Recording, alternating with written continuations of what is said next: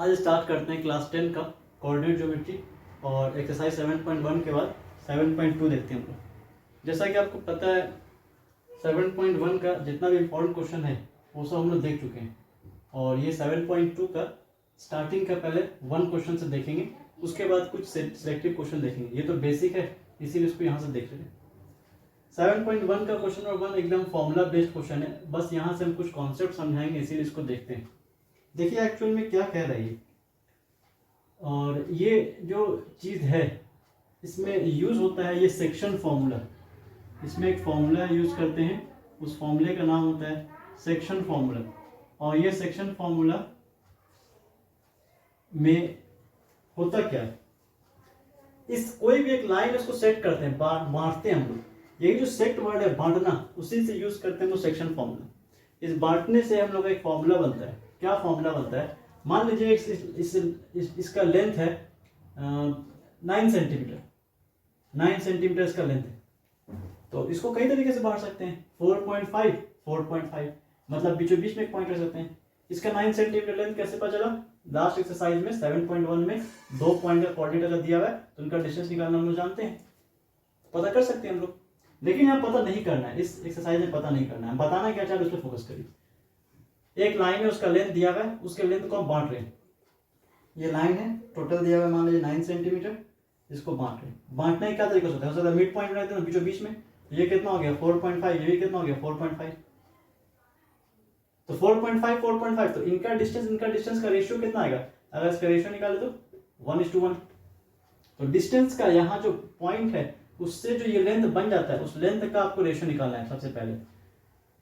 और आपको क्वेश्चन में रेशियो दिया भी हो सकता है, जैसे ऐसे कर सकते हैं, मान लो पॉइंट यहाँ पे रखें, यहाँ पे रखने से ये कितना हो गया, मान लीजिए 3 है, तो फिर ये कितना होना चाहिए, आपको सही समझ में आ रहा है 6 होना चाहिए। तो फिर 3:6 का रेशियो कितना आएगा 1:2।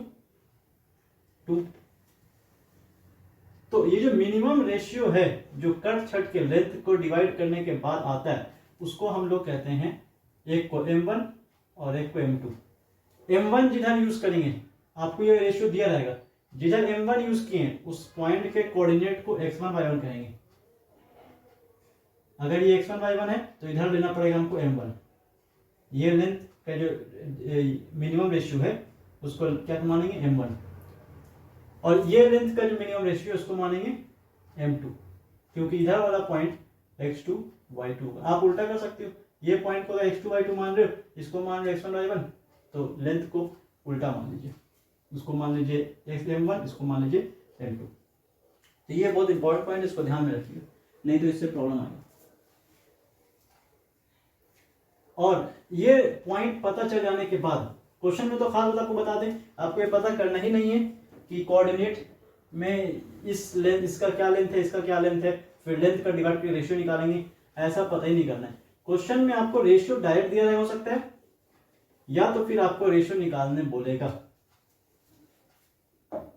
अब यहां हम बताते हैं एक चीज कि सबसे बेसिक क्वेश्चन इसमें होता है कि दो पॉइंट है, उससे एक लाइन बन गया, उस लाइन का कुछ ना कुछ लेंथ है, लेकिन उस लाइन पर कोई पॉइंट अगर रख दे रहे हम, तो लाइन पर कोई पॉइंट रख रहे हैं, ये तीनों पॉइंट कोऑर्डिनेट कहलाएगा 7.1 फॉर्मूला में। 7.1 एक्सरसाइज के अकॉर्डिंग कोऑर्डिनेट कहने का मतलब तीनों एक ही लाइन पर है, तो तीनों एक ही लाइन में है।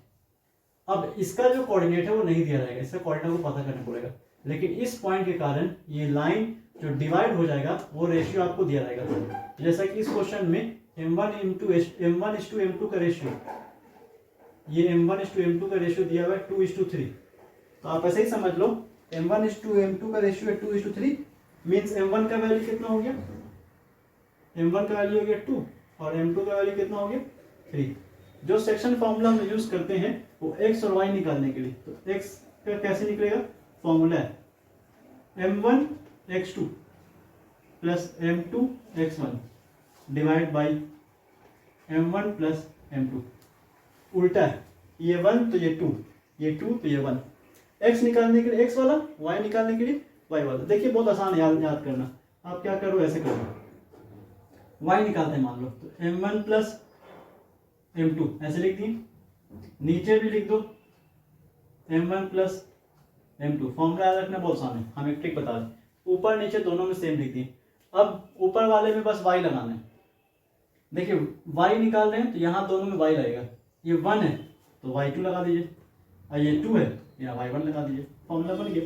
तो y निकालने के लिए ये वाला फॉर्मूला यूज करेंगे, x निकालने के लिए ये वाला फॉर्मूला यूज करेंगे। ठीक है, अब इस क्वेश्चन में आते हैं, सॉल्व करते हैं इसको। तो x निकालना है, x के लिए फॉर्मूला हो जाएगा m1 x2 plus m2 x1 divide by m1 plus m2।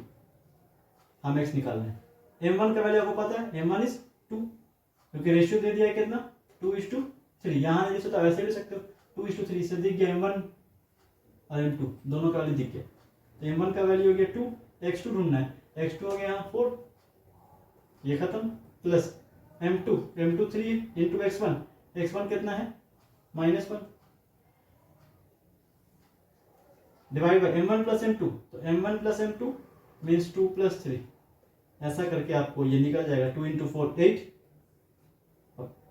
ये -3 आ गया, -3 इंटू प्लस इज -3 बाई 5। तो ये देखिए तो कितना आ रहा है 5/5 मीन्स x का वैल्यू कितना, therefore x is equal to 1। जब x निकल गया सेम तरीके से अब y भी निकाल सकते हो। y के लिए क्या करना पड़ेगा, y के लिए y का फॉर्मूला m1 प्लस m2, अगर आपको फॉर्मूला नहीं आता है ऐसे कर लीजिए, by m1 plus m2, same काम कर लीजिए, ऊपर नीचे सेम। अब इसमें y2 जोड़ दीजिए, ये 1 है तो 2, ये 2 है तो 1। यही काम x में भी कर सकते हो आप, फॉर्मूला याद रखने का कुछ ना कुछ ट्रिक होता है, वो ट्रिक से आप इजी याद रख सकते हो। अब m1 y2, m1 का वैल्यू आपको पता है 2, y2 पहचानिए, y2 कितना है -3, प्लस m2 3 है, y1 है 7, तो 7 रख दी, divide by m1 plus m2 again 2 plus 3, 2 into -3 is -6 plus 7 3 21, ये कितना हो गया 5। आप यहाँ से देख लो ये कितना आ रहा है, ये आ रहा है 15/5 मीन्स कितना 3, y का वैल्यू हो गया 3। अगर आप क्वेश्चन में इसका नेमिंग करते तो कोई प्रॉब्लम नहीं, इस पॉइंट को नाम रख सकते हो आप a, इस पॉइंट का नाम रख दिया लेट b, इस पॉइंट का नाम रख दिया लेट p। तो कोऑर्डिनेट ऑफ p निकालना था, ये इसका वैल्यू पता करना था, तो हम पता कर लिए। p का वैल्यू क्या है x y, हम p पता कर लिए, x की जगह कितना रख देंगे 1, y की जगह कितना रख देंगे 3। This is the final answer. ऐसे करके भी ले सकते हो और ऐसे रख के भी आप छोड़ सकते हो।